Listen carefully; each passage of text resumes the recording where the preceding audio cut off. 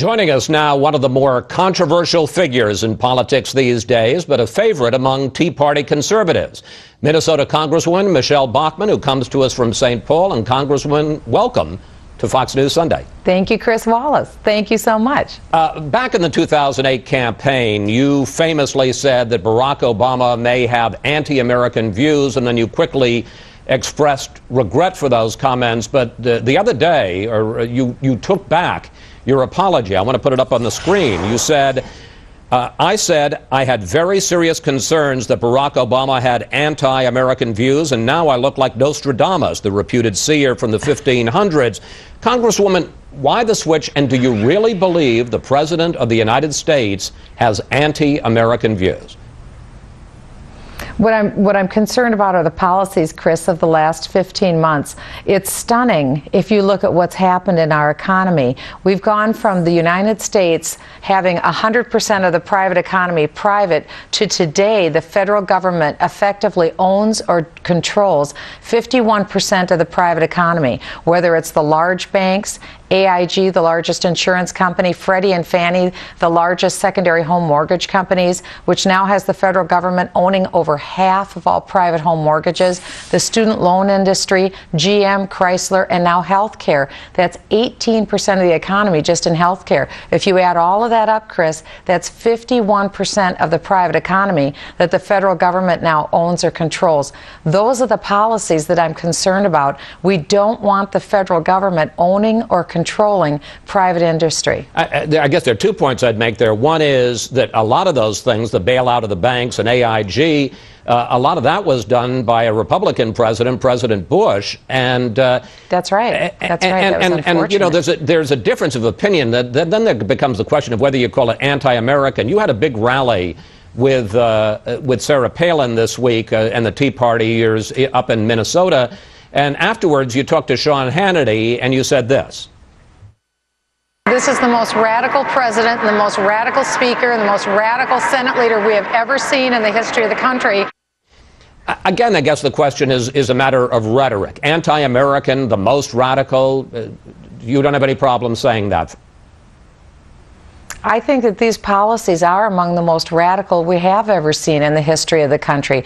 I mean, clearly the country has never gone this far in taking over this much of the private economy, and it is changing the way that we're doing business in the United States forever, and I don't think it's going in a good direction. But can it, obviously you strongly, and a lot of Americans strongly disagree with the president's policies.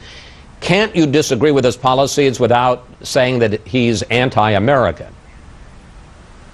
Well, I didn't say that he was anti-American when I was on Sean Hannity's show. That is, I said that his policies are radical, and I think they are. I think the federal government controlling parts of the private economy is a radical move that I don't think will get us anywhere. Let's face it, right now the president is proposing a Western European-style tax, the value-added tax, a very expensive tax. You might call it a form of a national sales tax. I'm a former federal tax litigation attorney. It isn't that we aren't taxed enough today in the United States. If we add a value-added tax on top of everything else, we could be looking effectively at a national sales tax in the neighborhood of 20 to 25%.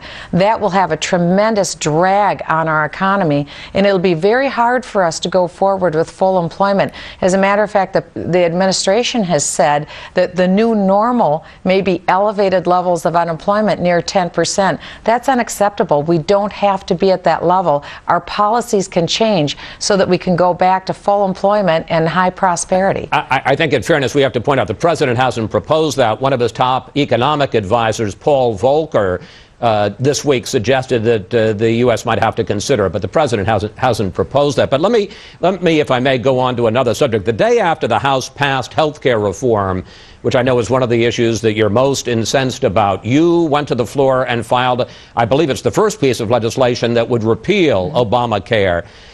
Question, how would you handle the 30 million Americans or more that are currently uninsured? Well, my bill is H.R. 4903, and I encourage people to go to michellebachmann.com to sign the petition to repeal Obamacare. We can do it. It won't be an easy lift. It'll be tough, but we have to retake majorities this fall in the House and the Senate, and then 2 years from now have a new president. And come February 3rd of 2013, we can repeal Obamacare. How would we take care of the 30,000 people that don't have insurance? Thank you, 30 million people that don't have health insurance. The first thing that we should do is address the cost issue to make it more accessible for more people.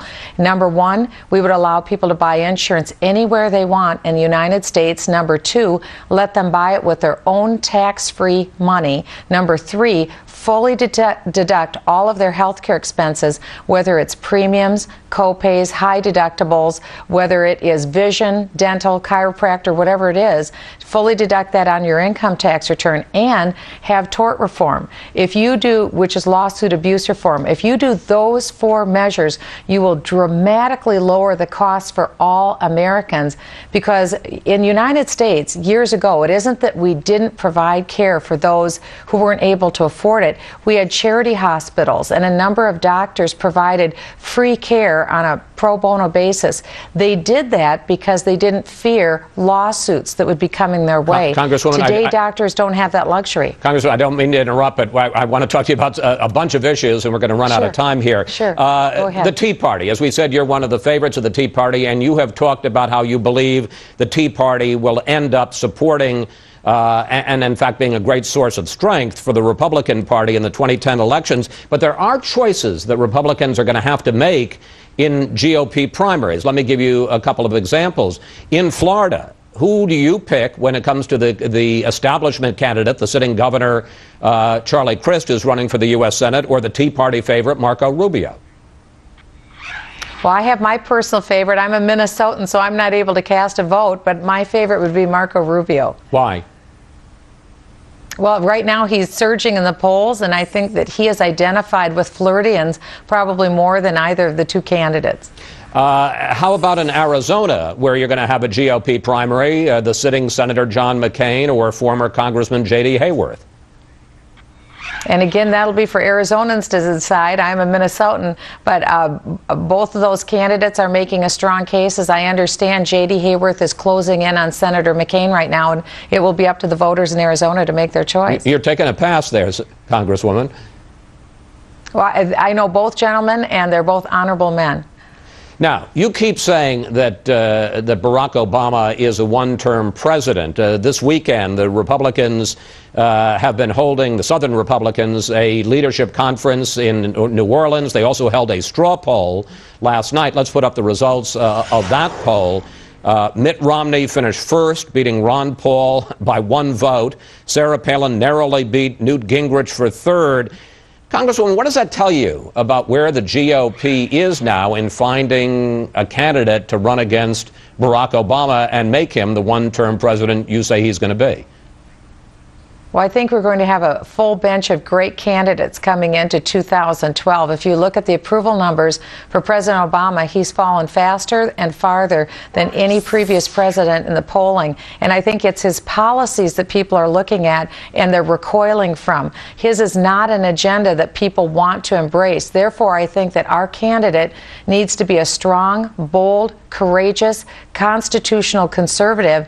And I don't know that we fully yet know who our frontrunner will be, although the results that came out yesterday point to Mitt Romney. But I think a lot will happen in the next 2 years. We'll have a vigorous debate coming forward with our candidates, and I know we're going to put together a top-flight candidate and vice president to run in 2012. We've got about a minute left. Why do you think you're such a lightning rod, both for your supporters, especially in the Tea Party movement, and for your many critics?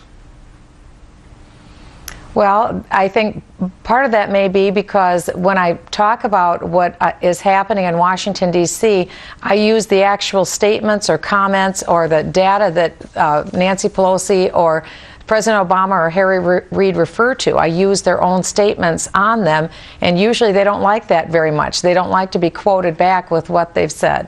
And briefly, I know your main goal is to get reelected from your congressional district in Minnesota in November, but longer term, what do you see as your role in American politics? Well, what I see really is being in the United States Congress. It's a tremendous honor to be able to serve there. It's the people's house, and it's really meant to be the fulcrum of our government, where the people have their voice. It's an honor for me to serve there, and I don't look any higher than that. I just look in the House where I'm serving today, and I'm really about making sure that our nation follows our Constitution, the Bill of Rights, the Declaration of Independence. That's my focus right now, and I see that our nation is strayed, and I want to make sure that going forward we get back to our constitutional roots. That's our greatness, and that's what I hope to continue to encourage. Congresswoman Bachmann, thank you so much for coming in today. Now that we've had you on Fox News Sunday, we'll have to have you back to talk some more. Be delighted to. Thank you, Chris. Up next.